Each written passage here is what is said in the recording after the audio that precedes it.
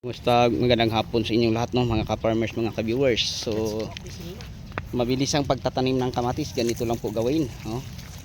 So, may butas po, no, ang ating ano. So, yan, ganyan lang kabilis ang pagtatanim. Tapos ako na naman ang taga-dilig.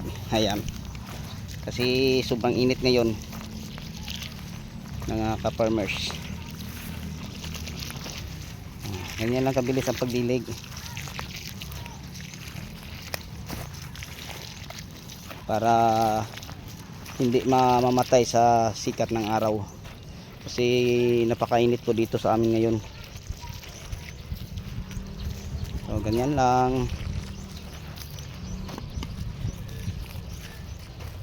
ang technique namin sa mabilis ang pagtatanim ng kamatis. So kung magtatanim kayo ng kamatis na ganito kalawak, yun lang, butasan yung urok, tutusukin.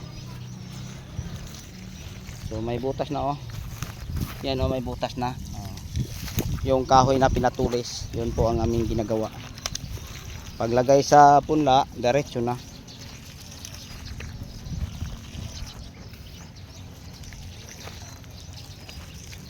So walang kahirap-hirap, mga ka-farmers, sa pagtatanim.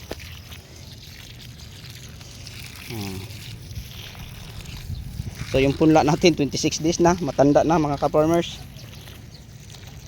So okay lang kahit matanda na. Ang maganda is ang 18 days lang. So dati po taniman ng kamatis, ngayon pinalipatan na naman ulit ng kamatis. So yung ganito kalawak, dalawang tao lang magtatanim, basta ganito ang style. Yan.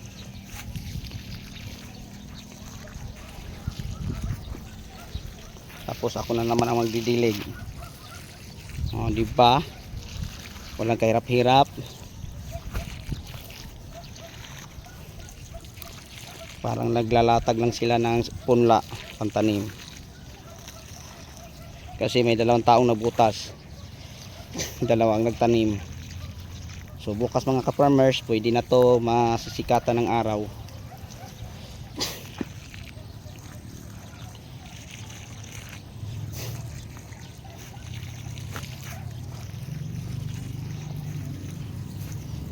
So para sa mabilis ang pagtatanim ng mga kamatis, ganito ang teknik.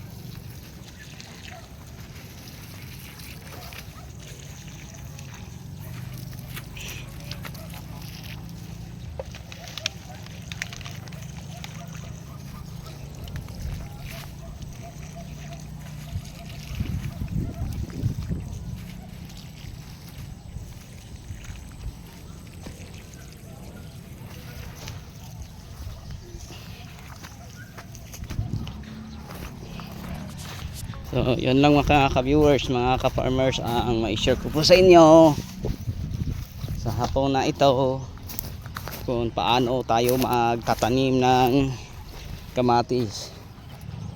So madali lang, no, ganun lang kasimple. So sa inyong lahat, hanggang dito na lang. Maraming salamat po, bye bye.